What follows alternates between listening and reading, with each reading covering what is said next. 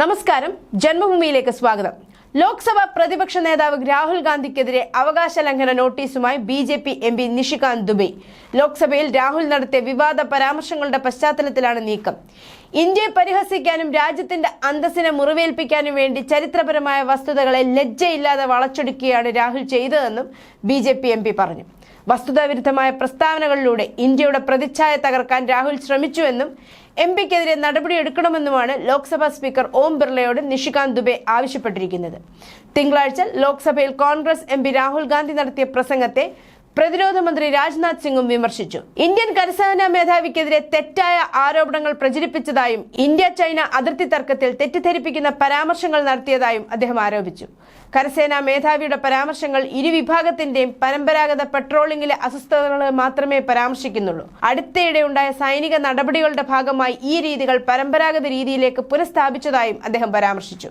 സർക്കാർ ഈ വിശദാംശങ്ങൾ പാർലമെന്റിൽ പങ്കുവച്ചിട്ടുണ്ട്. രാഹുൽ ഗാന്ധിയുടെ പരാമർശങ്ങൾ നിഷേധിച്ചുകൊണ്ട് രാജ്നാഥ് സിംഗ് എക്സിൽ പറഞ്ഞു. രാഷ്ട്രപതി ദ്രൗപദി മുർമുവിന്റെ പ്രസംഗത്തിനുള്ള നന്ദി പ്രമേയ ചർച്ചയ്ക്ക് മറുപടി നൽകവേ ലോക്സഭയിലെ പ്രതിപക്ഷ നേതാവ് ഇന്ത്യ ചൈനീസ് ഉൽപ്പന്നങ്ങളെ ആശ്രയിക്കുന്നത് ഒരു പ്രധാന സുരക്ഷാ ഭീഷണിയായി മാറിയിട്ടുണ്ടെന്ന് ആശങ്ക പ്രകടിപ്പിച്ചിരുന്നു. പ്രസിഡന്റ് ദ്രൗപദി മുർമുവിന്റെ പ്രസംഗത്തിനുള്ള നന്ദി പ്രമേയ ചർച്ചയിൽ പ്രധാനമന്ത്രി നരേന്ദ്രമോദി തന്റെ പ്രസംഗത്തിനിടെ രാഹുൽ ഗാന്ധിക്കെതിരെ രൂക്ഷ വിമർശനം ഉന്നയിച്ചു. വിദേശ നയത്തെക്കുറിച്ച് സംസാരിക്കാത്തിടത്തോളം കാലം മേശയ്ക്ക് കേടുപാടുകൾ സംഭവിച്ചാലും തങ്ങൾ പക്വതയുള്ളവരായി തോന്നുന്നില്ലെന്ന് ചിലർ വിശ്വസിക്കുന്നു.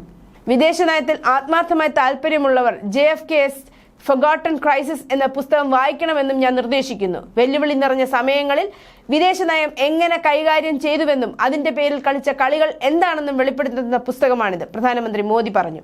പാർലമെന്റിൽ രാഹുൽ ഗാന്ധി കൂടുതൽ സമയവും ചൈനയെ പ്രശംസിച്ചുകൊണ്ട് നടത്തിയ പ്രസംഗത്തിന് ഒരു ദിവസത്തിന് ശേഷമാണ് പ്രധാനമന്ത്രി മോദിയുടെ ഈ പരാമർശം എന്നത് ശ്രദ്ധേയമാണ്. കൂടാതെ ജാതി സെൻസസിന് AI ഉപയോഗിക്കണം എന്ന രാഹുൽ ഗാന്ധിയുടെ വാദത്തിന് ഇന്ത്യക്ക് 2 AI ഉണ്ട്. ഒന്ന് ആർട്ടിഫിഷ്യൽ ഇന്റലിജൻസ്, മറ്റൊന്ന് ആസ്പിറേഷണൽ ഇന്ത്യ എന്ന മോദി മറുപടി നൽകി.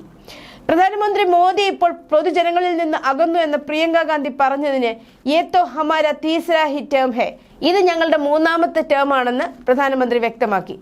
BJP ഇവിടെ തുടരുമെന്നും പ്രധാനമന്ത്രി കോൺഗ്രസിനെ ഓർമ്മിപ്പിച്ചു.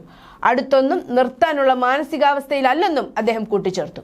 ഒരു രാഷ്ട്രം വികസിപ്പിക്കാൻ 20-25 വർഷം മതിയെന്നും ഇത് അവരുടെ 3ാം ഊഴമാണെന്നും ഇന്ത്യ ഒരു വികസിത രാഷ്ട്രമായി മാറുന്നുവെന്ന് ഉറപ്പാക്കാൻ ഭാവിയിലും അവർ രാഷ്ട്രത്തെ സേവിക്കുന്നത് തുടരുമെന്നും പ്രധാനമന്ത്രി മോദി തന്റെ പ്രസംഗത്തിൽ പറഞ്ഞു. നന്ദി പ്രമേയത്തിനുള്ള മറുപടി പ്രസംഗത്തിൽ പ്രസിഡന്റ് മുർമുവിന്റെ പ്രസംഗം വികസിത് ഭാരത് എന്ന ദൃഢനിശ്ചയത്തെ ശക്തിപ്പെടുത്തുകയും ജനങ്ങളെ പ്രചോദിപ്പിക്കുകയും ചെയ്തുവെന്ന് പ്രധാനമന്ത്രി മോദി തറപ്പിച്ചു പറഞ്ഞു. News desk Janmabhumi.